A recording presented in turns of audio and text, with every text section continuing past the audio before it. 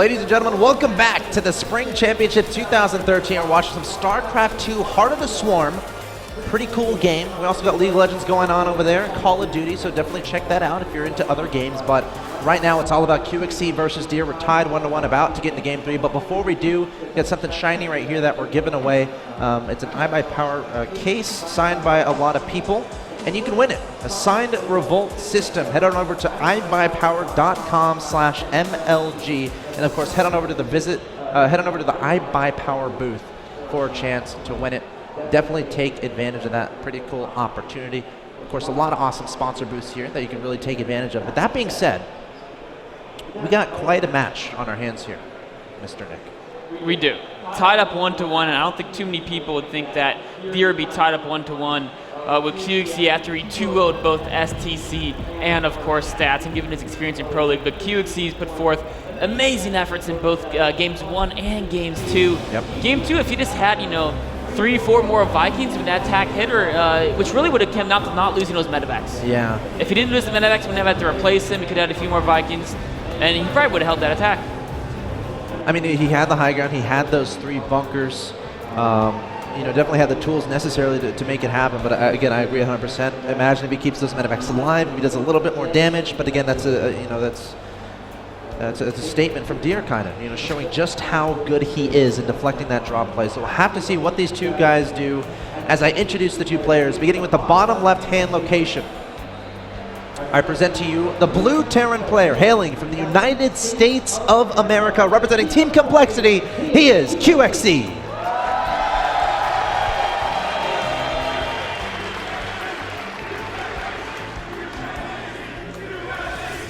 His opponent, in the top right-hand location, your red Protoss player representing STX, he is Deer.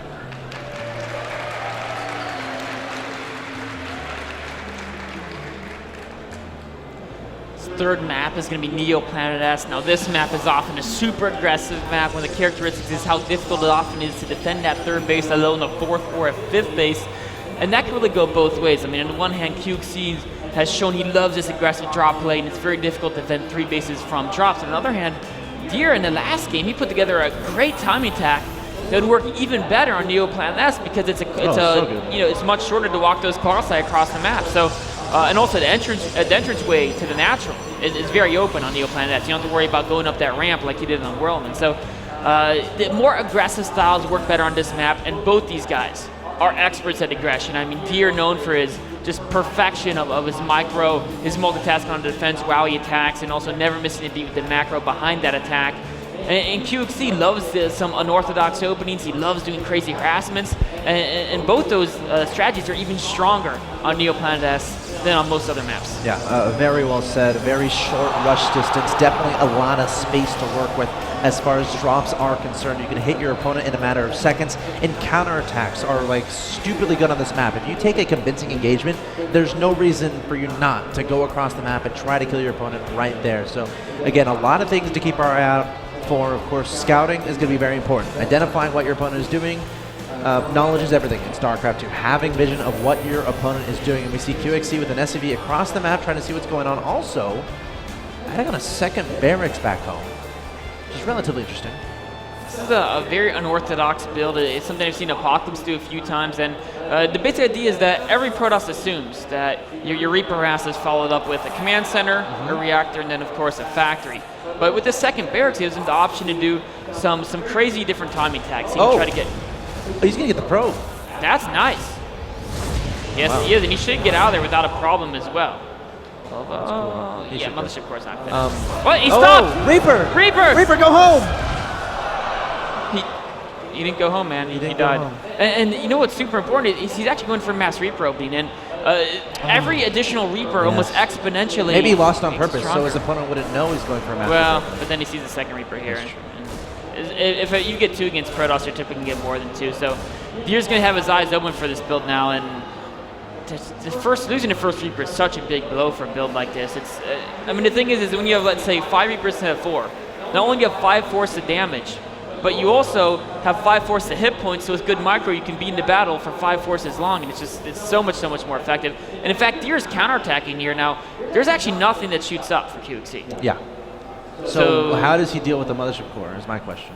I mean, he's going to have to build Marines, and if he gets about 3-4 Marines out, he can do okay, but 2 at a time, if they start rallying out 1 or 2 at a time, the Mothership Core can deal with those. Meanwhile, SCVs are going to have to be sacrificing themselves to the Stalker to keep that at bay, but there is a counterattack of Reapers. 3 Reapers, only a single Stalker, but who can micro both sides at once? QXC doing great micro on the offense.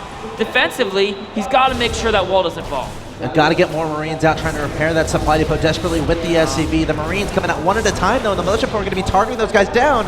As soon as they come out, they're going to die. He's actually just sending his Reapers home. He's a Widowmine on the way, I think.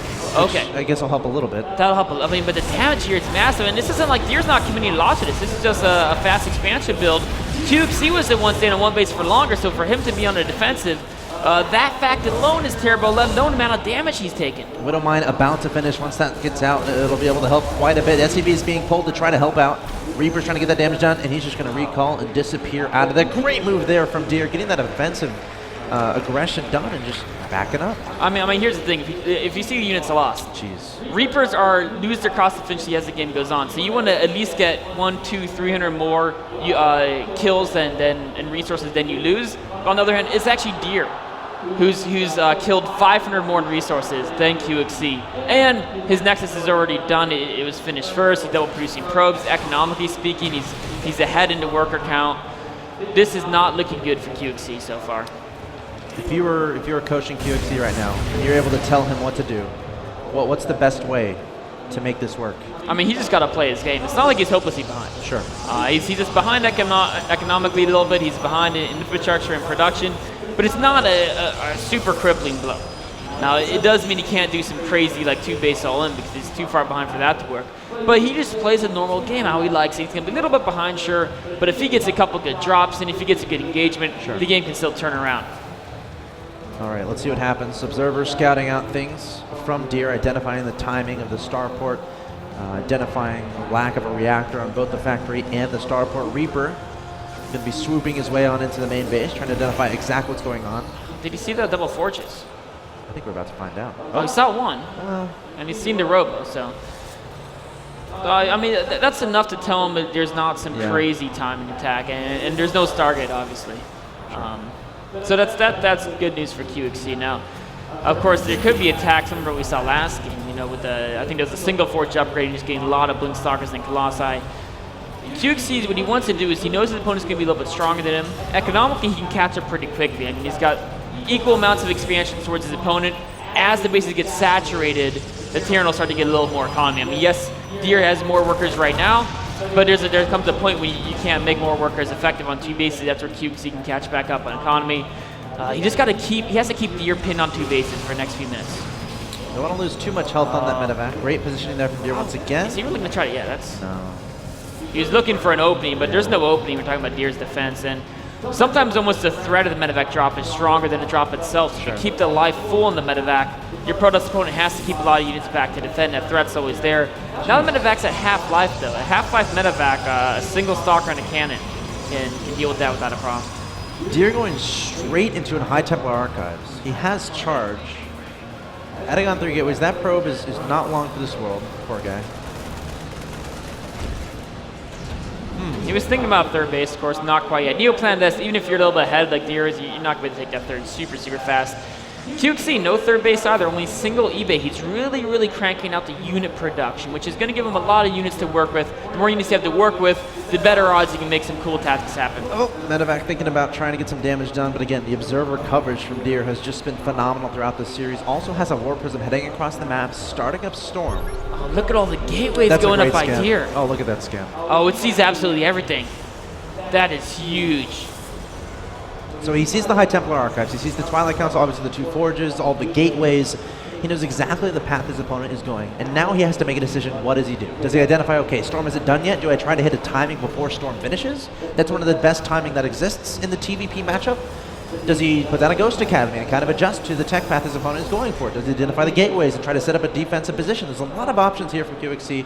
looks like he just threw down a Ghost Academy. I really like that. I mean, I don't think a timing would work. Charge would be done, and the unit count. With Deer's slide advantage he had early in the game, the unit count, he doesn't need to have Storm. Even if before Storm, just the number of charge loss he could warp in would overwhelm. He can't lose that medevac. That was his threat of counterattacking. Now without that threat, Deer can move across the map. Oh, that was a nice little Widowmine there, slowing down the third base. In fact, Deer's got to be careful because that's only a small group of units Deer has to clear up the Widowmine. Oh, there's a scan. Trying to see, okay, what do you have up there? That's not enough. Cukesy can take out that force. Oh, but there's Templar coming to flank. High Templars do not have Storm yet. Cukesy doesn't necessarily know that. Gonna back up. Warp Prism still ominously lurking at the south side of the map. Oh, and now Marine could take out this probe, and now delay the third even more, and that's what Cukesy needs to do. Oh, that's what's going to happen. He's going to see both those medevacs, but the Warp Prism now going into QXC's main base. Let's see how he reacts to this.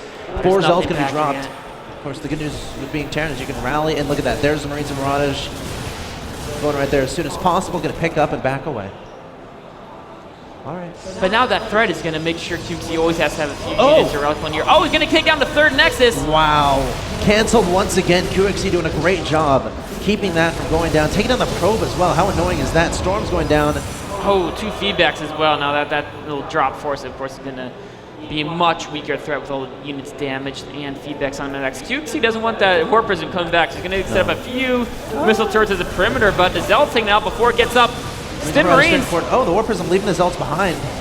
And that's going to clean it up relatively comfortably. Meanwhile, Deer coming across the map with a lot of gateway units, some High Templars mixed in there as well, but there are 3 bunkers. Widowmine taking a shot at the Stalkers. There's also Ghosts here, and oh, the Hellbats, he doesn't want to lose those. Those are so important to deal with the mass Zelts. If you can find a chokehold as a Terran where all the Zelts have to clump up as they approach you, that's where the Hellbats are great, but QXC knows Deer's force is out here, so he's again taking those double medevacs to cancel the third. I think he is. I don't know what Deer has back there. Nothing much. The Observer sees it, so you're going to try to react. Oh, there's 2 Archons. And with that's going to be enough. Yeah, I mean, if the medevacs had full energy, units were hurt. Are those trapped? Are those medevacs trapped? Oh, they might be. In fact, QXC stopped moving them. Oh, no. He's got to be so careful here. At least they can't be fed back. And there's no blink, I don't think. So it's only. But they don't even need blink. What a disaster. Now there's Zealots in his main as well. Once those are deployed, QXC is just. I mean, Deer's multitasking is all over the place. Ridiculous. Again, the Warp Prism, I think, is currently deployed in QXC's main, sending some units in there. Upgrades being worked on. Engineering going to be targeted down here. QXC scrambling. He's got to repair that. Oh, got to pull some SCVs. Got to repair it. Repair it. No repair, and the upgrade differential now is and meanwhile it goes back to the third. Meanwhile, at the natural expansion of QXC, all the units waiting for the SCVs. They have nowhere to go. Going to try to run back to the natural. QXC going to look for the gate. The Storms on the SCVs, toasting every single one of them. Deer is in complete control of this game. He is 1 step ahead of QXC as it goes forward. Another Storm hitting the bio. A feedback onto the Ghost, turning themselves into an Archon. But Deer has so much stuff. QXC desperately trying to stay in this game now as well. Yeah. I mean, Deer is just showing why he's one of the best in the world. This guy knows exactly when to engage, exactly where to send units. There hasn't been a single inefficient Zealot harassment. Every time, it's always part of a greater plan to maneuver QXC into exposing 1 or 2 or 3 of his bases. And when those are exposed, Deer pounces on it. Oh, finally the Warp Prism being taken out. It's usually the Terran doing this, dodging in between the third and the natural, but now Deer saying, you know what, why can't Protoss do it too? Charging a bunch of Zealots there into the third base. Force field's going down. Deer going to back up with plenty of Hellbats there. Yeah, he needs some Storm before he can really go back in there again. Archons are having a party over there. Okay. They're a little confused. Now he's grouping up. I mean, Deer has a lot of supply, but it's kind of spread out a bit. He's got to regroup, and in fact, these 2 Archons are pretty important parts of his army. He doesn't want to lose those. Oh, Storm going down, hitting a lot of this bio army. QXC trying to back away. Some medevacs overhead trying to heal that up. Archons finally being dealt with at the natural expansion. Big engagement happening. QXC trying to cut away. There goes the Time Warp from Deer. The Charge Lock's trying to close the difference. There's Force Fields trapping a lot of the bio army. Deer is up 141 to 104 in supply, and QXC running out of real estate to work with. You know, he still has a decent medevac count. He still has the maneuverability advantage with the Stim bio, but... Colossus coming forward. Oh, great storm there from Deer. And a Colossus has now joined in on the fun. I don't think there were any Vikings in the air. And there's the GG from QXC. Deer takes the 2-1 victory, but it was not easy. QXC taking game number 1. Very well fought from both players. But Deer, once again, showing his dominating form. QXC, though, what an effort from him, taking game 1. But again, unable to convert to 2 wins. It was, I mean, it was a great attempt by QXC there, but Deer just, his multitasking is perfect. Like, never once did he ever miss a drop. Never once did he not control drops perfectly. All the engagements, his micro was spectacular. I mean, Deer is a guy you look out to win the whole tournament. For QXC, even taking a map off of him was a truly impressive feat. QXC is going to be dropping down to the lower bracket. He is not out of this tournament just yet. So, for you QXC fans, stick around. He'll be back, I'm sure. Deer is going to advance to the next round of the winner's bracket. Guys, you're watching the 2013 MLG Spring Championship StarCraft 2